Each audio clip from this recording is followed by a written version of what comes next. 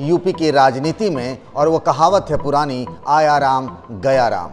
एक तरीके से इन दिनों आप देखें तो अखिलेश यादव के कैंप में और बीजेपी के कैंप में होड़ मची है एक दूसरे के पार्टी के नेताओं को अपने में शामिल कराने की। और आप जानते हैं कि चुनाव से पहले आया राम गया राम कई किस्तों में इधर से उधर नेता, विधायक, सांसद इस तरीके से इधर से उधर खेमे बदलते रहे। 5 साल के बाद अगले साल की शुरुआत में जब यूपी में विधानसभा चुनाव है तो अदिति पाला बदल कर बीजेपी में शामिल हो गए।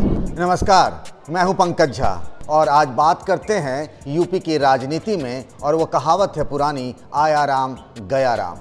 और आप जानते हैं कि चुनाव से पहले आया राम गया राम कई किस्तों में इधर से उधर नेता, विधायक, सांसद इस तरीके से इधर से उधर खेमे बदलते रहे हैं। लखनऊ में आज ऐसा ही हुआ और इस बात की संभावना लंबे अरसे से जताई जा रही थी। और वो एक चेहरा, वो एक नाम जिसने पहले से अपना स्टैंड ले रखा था प्रो बीजेपी का। हालांकि वो कांग्रेस में थी।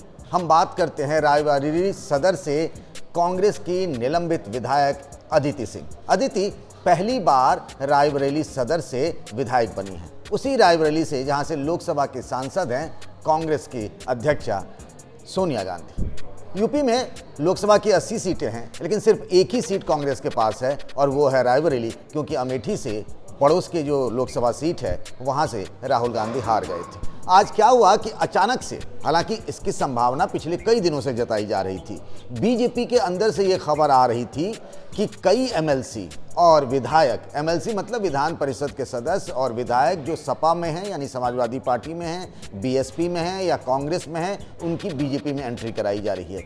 एक तरीके से इन दिनों आप देखें तो अखिलेश यादव के कैंप में और बीजेपी के कैंप में होड़ मची है एक दूसरे के पार्टी के नेताओं को अपने में शामिल कराने की। अदिति सिंह रायबरेली सदर से विधायक हैं।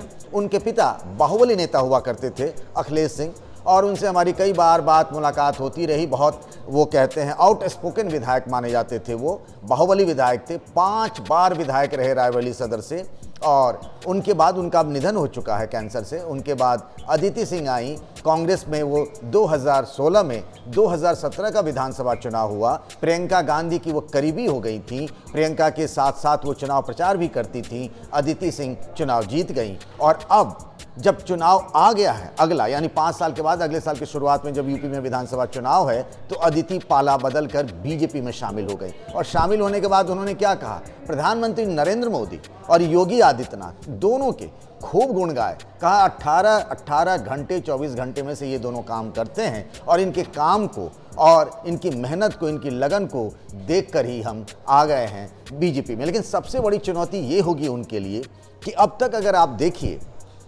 उस सीट से, वो एक तरीके से कांग्रेस के दबदबे वाली सीट है।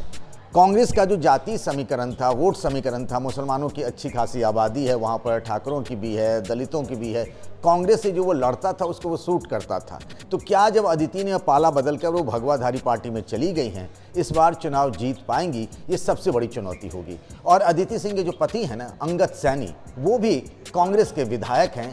2019 में इन दोनों की शादी हुई थी। तो अब एक जो है बीजेपी में चली गई अदिति सिंह, और उनके पति जो हैं वो कांग्रेस में रह गए। एक और नाम है जो आज शामिल हुई हैं बीजेपी में। उनका मामला बड़ा अनोखा है, और मामला इसीलिए अनोखा है कि आप कहते हैं ना कि राजनीति में कपड़े जो है ना, नेता जिस तरीके से हम और आप कपड़े बदलते हैं, वैसे ही राजनीति में नेता अपनी पार्टियां बदल लेते हैं। आजमगढ़ वो सीट, लोकसभा सीट जहां से अखिलेश यादव लोकसभा के सांसद हैं, उसी आजमगढ़ की सगड़ी विधानसभा सीट से वंदना सिंह बीएसपी के टिकट पर 2017 में चुनाव जीती। उसके बाद उनके साथ 6 विधायक, यानी कुल 7 विधायकों को पार्टी विरोधी गतिविधियों के कारण मायावती ने पार्टी से सस्पेंड कर दिया।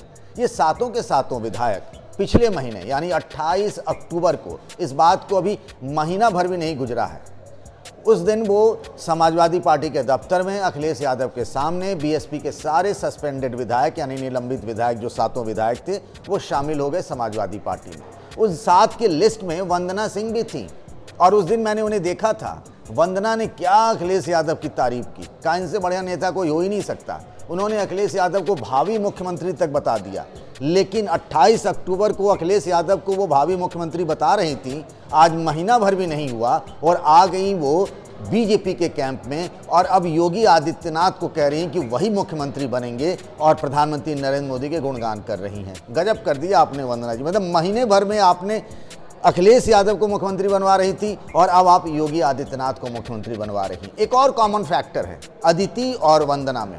अब मैं इस कॉमन फैक्टर की बात इसीलिए कर रहा हूं कि यूपी में जो चुनाव होता है वो जाति के आधार पर होता है। वोट पड़ते हैं, जाति गणित देख करके पार्टियां बनती हैं, बिगड़ती हैं, सरकारें बनती हैं, बिगड़ती हैं, चुनाव हारे जाते हैं, जीते जाते हैं। ये दोनों यानी वंदना और अदिति दोनों ही ठाकुर बिरादरी के हैं। और आजकल योगी आदित्यनाथ की सरकार में ये कहा जाता है, विपक्ष आरोप लगाती है कि ठाकुरों का दबदबा है। इन दोनों ठाकुर नेताओं का यानी विधायकों का, एक वंदना सिंह जो कि पहले बीएसपी में थी, फिर समाजवादी पार्टी में शामिल हो गई और फिर वो अब बीजेपी में चली गई हैं। ऐसा कहा जा रहा है कि वंदना सिंह को इस बात का डर था कि कहीं अखिलेश यादव उन्हें आजमगढ़ की सगड़ी विधानसभा सीट से टिकट न दे। अब अगर नेता को टिकट नहीं मिला, वो चुनाव नहीं लड़ा तो करेगा क्या खाक।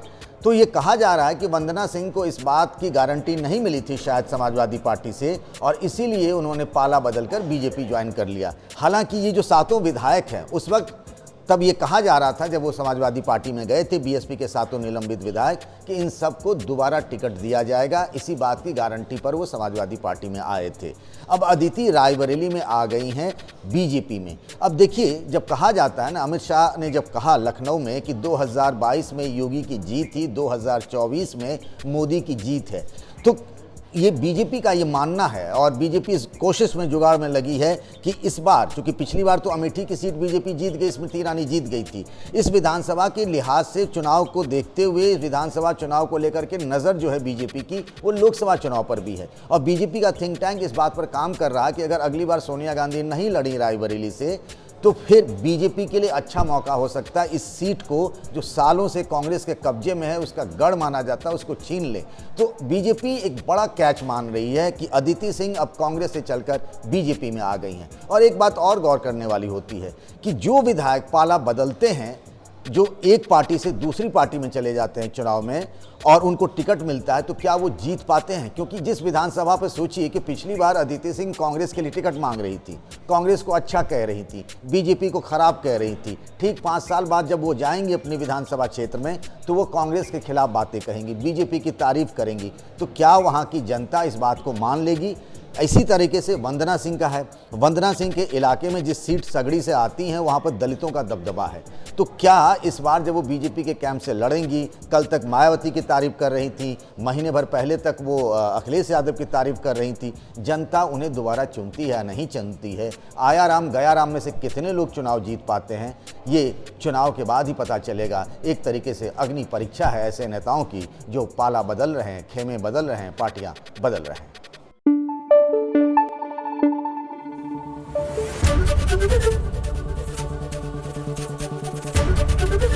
एबीपी न्यूज आपको रखे आगे।